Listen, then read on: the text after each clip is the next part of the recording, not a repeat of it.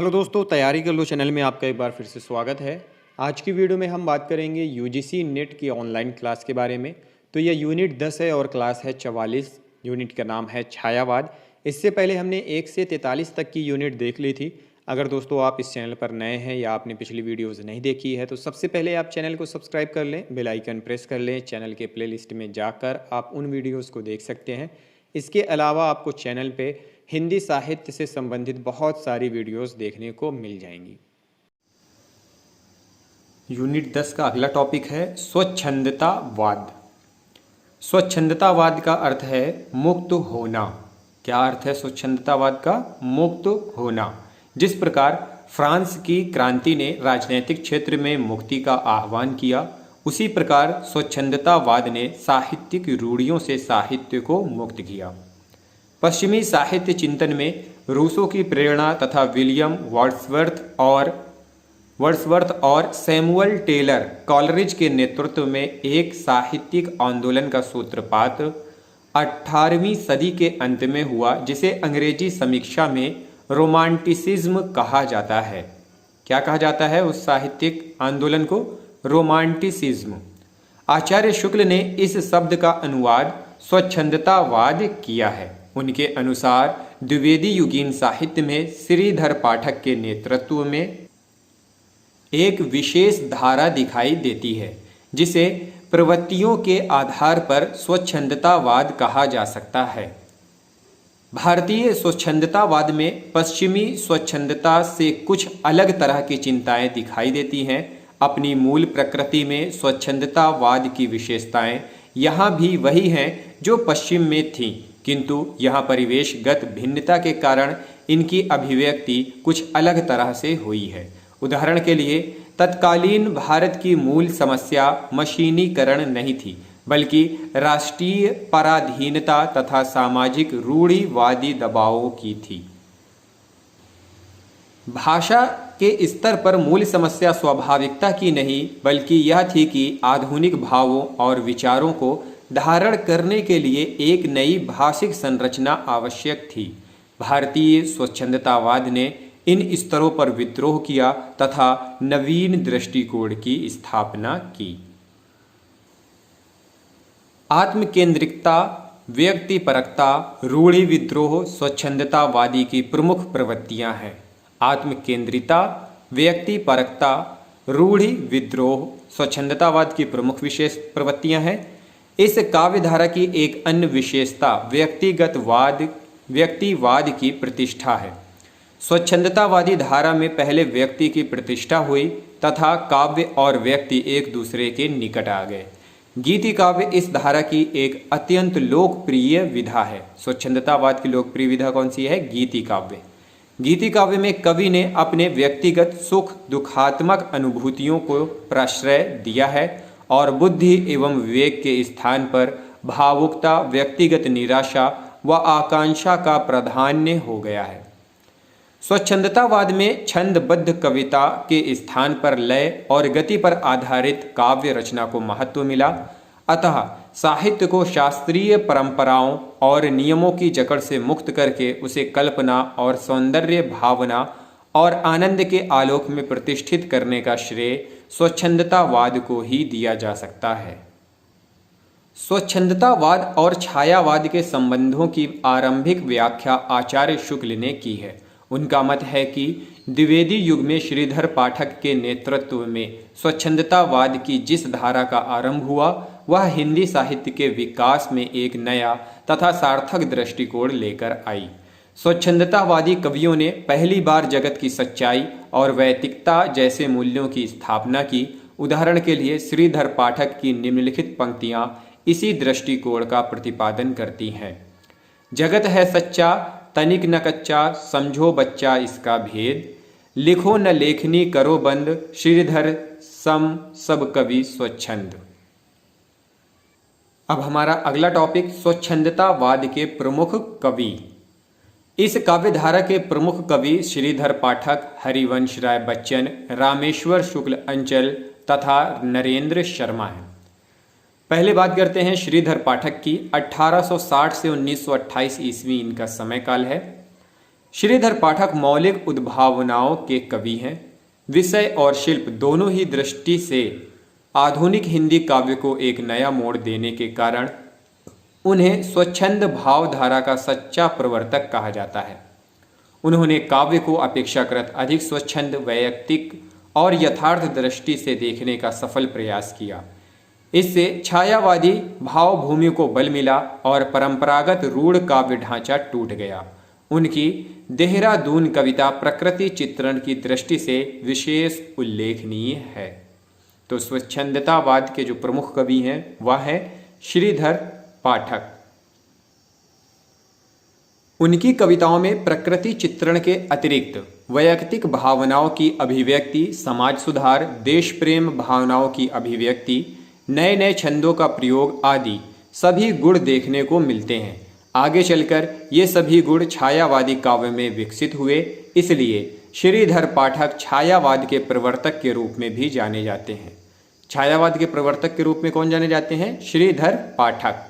इनकी प्रमुख रचनाएं हैं कश्मीर सुषमा, भारत गीत, संध्या अटन, एकांतवासी योगी, गोल्ड स्मिथ के द हर्मिट का अनुवाद है, श्रांत पथिक इत्यादि।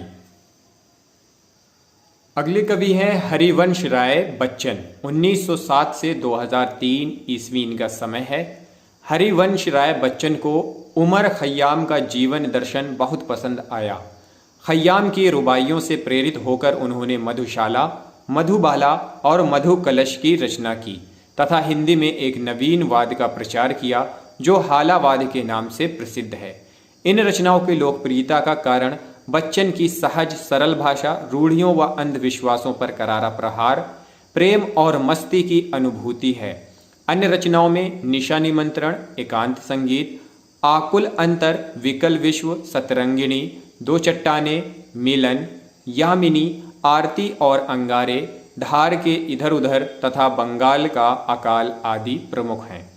तो हालावाद के प्रवर्तक कौन है?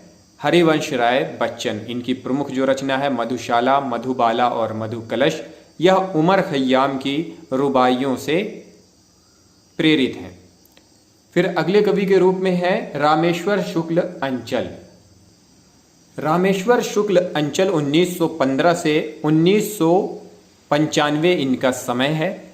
रामेश्वर शुक्ल अंचल भावुक, कल्पनाशील तथा स्वच्छंदतावादी कवि हैं। उन्होंने अपने तीव्र रूमानी संवेदन को लेकर अपने अंतर तथा समाज की यात्रा की है, इसलिए इनके सामाजिक यथार्थ वाले काव्यों में रूमानी संवेदना की ही प्रधानता दिखाई देती है। उन्होंने कृषकों की दीनहीन दशा, शोषक वर्ग तथा क्रांति का आह्वान अपनी रचनाओं में किया है। उनकी प्रमुख रचनाएं हैं मधुकर, मधुलिका, अपराजिता, किरण बेला और करील, लाल चूनर, इन आवाजों को ठहरा लो, वर्षा के बादल, विराम चिन्ह इत्यादि। फिर अगले कवि हैं नरेंद्र शर्मा। 1913 से 1989 ईस्वी इनका समय है। हिंदी के प्रसिद्ध कवि, लेखक एवं संपादक नरेंद्र शर्मा का जन्म 28 फरवरी 1913 में उत्तर प्रदेश के जहांगीरपुर नामक स्थान पर हुआ था। प्रारंभ से ही साहित्यिक रचनाएं करते हुए नरेंद्र शर्मा ने मदन मोहन मालवीय द्वारा प्रयाग में स्थापित साप्ताहिक अभ्युदय से अपनी संपादकीय यात्रा आरंभ की। प्रारंभिक जीवन में ही उनका झुकाव तत्कालीन राष्ट्रीय नेताओं की ओर हो गया था। 1931 ईस्वी में नरेंद्र शर्मा की पहली कविता चांद पत्रिका में छपी। नरेंद्र शर्मा ने शीघ्र ही उदीयमान नए कवियों में अपना प्रमुख स्थान बना लिया। इनकी लोकप्रियता की प्रतिस्पर्धा हरिवंश राय बच्चन से की जा सकती है। 1933 ईस्वी में इनकी पहली कहानी प्रयाग के दैनिक भारत में प्रकाशित हुई। 1934 ईस्वी में इन्होंने मैथिली शरण गुप्त की काव्य कृति यशोधरा की समीक्षा भी लिखी।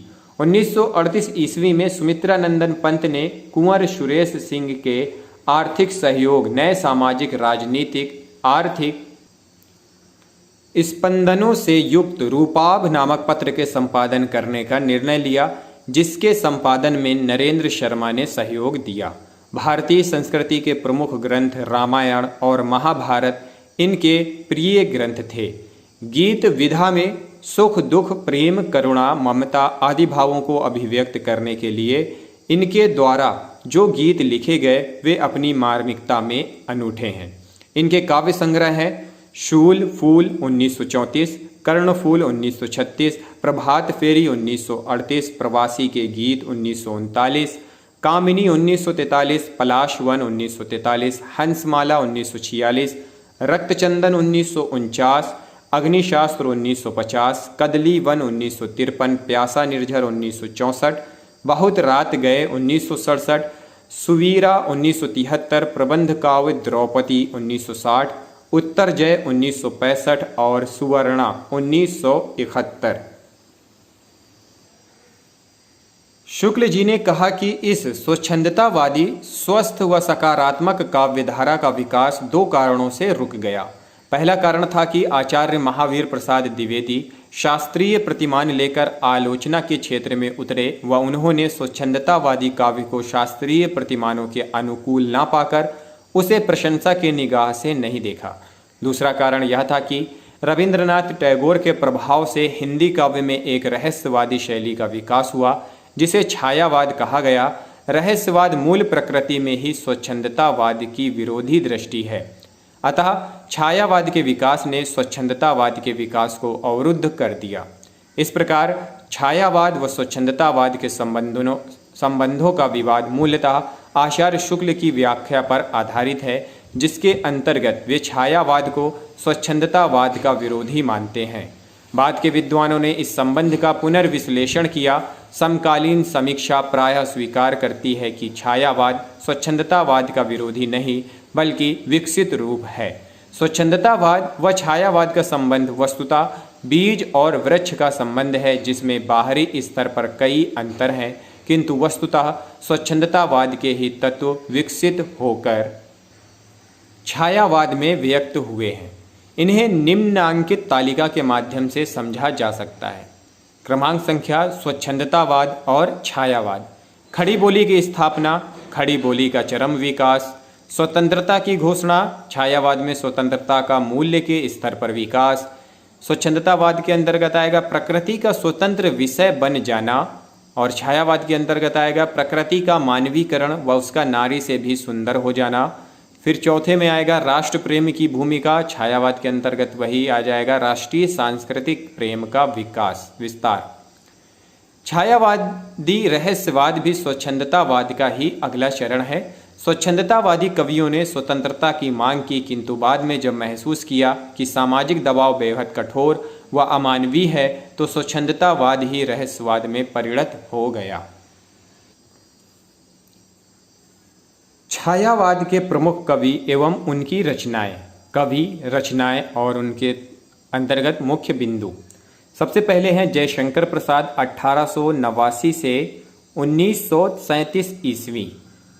इनकी जो प्रमुख रचनाएं हैं छायावादी रचनाएं, झरना 1918 ईस्वी, आंसू 1925 ईस्वी, लहर 1933 ईस्वी, कामायनी 1935 ईस्वी। इनकी अन्य रचनाएं हैं उर्वशी 1909 ईस्वी, वन मिलन 1909 ईस्वी, प्रेम राज्य 1909 ईस्वी, अयोध्या का उद्धार 1910 ईस्वी, शोकोच्छ्वास 1910 ईस्वी, वब्रुवाहन 1911 ईस्वी, कानन कुसुम 1913 ईस्वी, प्रेम पथिक 1913 ईस्वी, करुणालय 1913 ईस्वी, महाराणा का महत्व 1914 ईस्वी। इनके प्रमुख बिंदु हैं उर्वशी से लेकर महाराणा का महत्व तक की सभी रचनाएं द्विवेदी युगीन हैं। आंसू मुक्तक शैली में रचित विरह काव्य है, जिसके द्वितीय संस्करण में 64 व्रत जोड़े गए हैं, जिसके द्वितीय चरण में 64 छंद जोड़े गए हैं। कामायनी छायावादी महाकाव्य है तथा अपने समय की श्रेष्ठतम कृति है। कामायनी के 3 प्रमुख पात्र हैं, मनु, श्रद्धा और इड़ा, क्रमशः मन, हृदय और बुद्धि के प्रतीक हैं। इसमें 15 सर्ग हैं, कामायनी में 15 सर्ग हैं। प्रसाद की रचनाओं में रहस्यवादी प्रवृत्ति है। लहर एक गीति काव्य है। दूसरे कवि हैं सूर्यकांत त्रिपाठी निराला 1899 से 1969 ईस्वी। प्रमुख छायावादी रचनाएं हैं अनामिका 1923 ईस्वी, परिमल 1930 ईस्वी, गीतिका 1936 ईस्वी, तुलसीदास 1938 ईस्वी, इनकी अन्य रचनाएं हैं कुकुरमुत्ता 1941 ईस्वी, बेला और नए पत्ते 1946 ईस्वी, अर्चना 1950, सरोज स्मृति आराधना 1953, गीत गुंज 1954, अरिणमा 1946 ईस्वी। मतवाला और समन्वय नामक पत्रों का संपादन इन्होंने किया था। राम की शक्ति पूजा नामक लंबी कविता अनामिका में संकलित है, जो अत्यंत ओजपूर्ण एवं प्रभावशाली रचना है। तुलसीदास में तुलसी के माध्यम से भारतीय जीवन मूल्यों की श्रेष्ठता की गई है। निराला की कविताओं में उनके व्यक्तिगत जीवन का सत्य भी अभिव्यक्त हुआ है। निराला की भाषा संस्कृत निष्ठ, संभास बहुल किंतु ज्ञेयता से युक्त भाषा है।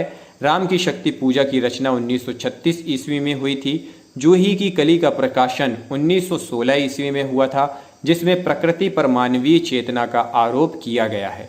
निराला ओज एवं औदात्य के कवि हैं।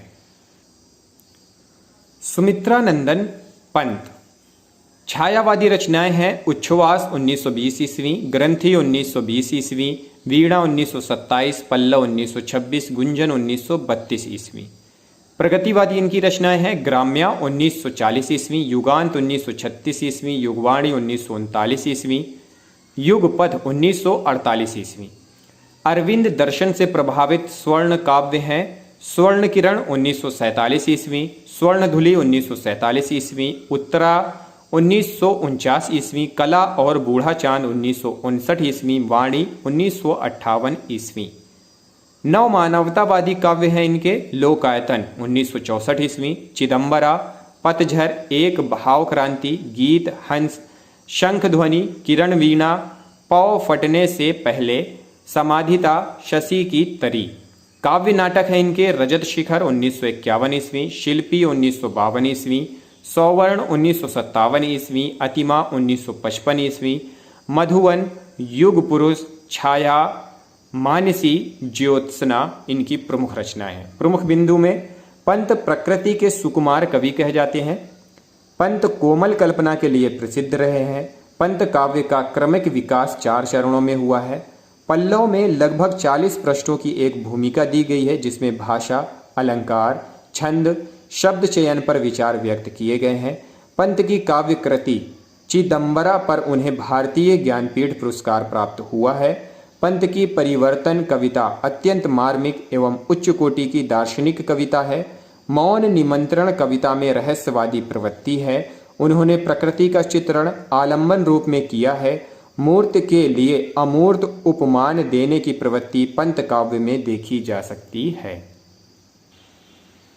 अगले हैं महादेवी वर्मा 1907 से 1987 ईस्वी। इनकी प्रमुख रचनाएं हैं निहार 1930, रश्मि 1932, नीरजा 1935, सांध्य गीत 1936, यामा 1940। यामा में निहार, रश्मि, नीरजा, सांध्य गीत का संकलन किया गया है। महादेवी वर्मा को आधुनिक मीरा कहा जाता है। आधुनिक मीरा किसे कहा जाता है? महादेवी वर्मा को। उनके काव्य में विरह की प्रधानता है, जो लौकिक न होकर अलौकिक विरह है। महादेवी जी के काव्य में रहस्यवादी प्रवृत्ति विद्यमान है। मैं नीर भरी दुख की बदली इनकी प्रसिद्ध पंक्ति है। मैं नीर भरी दुख की बदली। अब है स्वच्छंदतावादी काव्यधारा के प्रमुख कवि एवं उनकी रचनाएं। पहले कवि हैं श्रीधर पाठक 1959 से 1928 ईस्वी। प्रमुख रचनाएं हैं कश्मीर सुषमा 1904 ईस्वी, देहरादून 1915 ईस्वी, भारत गीत 1928 ईस्वी। अनुवाद इन्होंने किया है कालिदास का ऋतु संहार, गोल्ड स्मिथ के हर्मिट का अनुवाद एकांतवासी योगी के नाम से, गोल्ड स्मिथ के डेजर्टेड विलेज का अनुवाद उजड़ ग्राम, गोल्ड स्मिथ के द ट्रेवलर का अनुवाद श्रांत पथिक के रूप में किया है। इनकी कविता के विषय हैं देश प्रेम, समाज सुधार, प्रकृति चित्रण। फिर है हरिवंश राय बच्चन 1907 से 2003 ईस्वी इनका समय है। प्रमुख रचनाएं हैं मधुशाला 1935, मधुबाला 1936, मधुकलश 1937, निशा निमंत्रण 1938, एकांत संगीत 1939, आकुल अंतर 1943, प्रणय पत्रिका सतरंगिणी 1945, मिलन यामिनी 1950, आरती और अंगारे 1958, धार के इधर उधर 1957, बंगाल का काल 1946, बुद्ध और नाचघर 1958, त्रिभंगिमा 1961, चार खेमे 64 खूंटे 1962, दो चट्टाने 1965, जाल समेटा 1973। प्रमुख बिंदु: मधु काव्य पर उमर खय्याम की रुबाइयों का प्रभाव लक्षित दिखाई देता है। प्रेम एवं मस्ती का काव्य वैयक्तिक अनुभूतियों का चित्रण करते हैं, प्रणयानुभूति की मधुर अभिव्यक्ति भी करते हैं, सरल भाषा का प्रयोग इन्होंने किया है। रामेश्वर शुक्ल अंचल अगले कवि के रूप में है।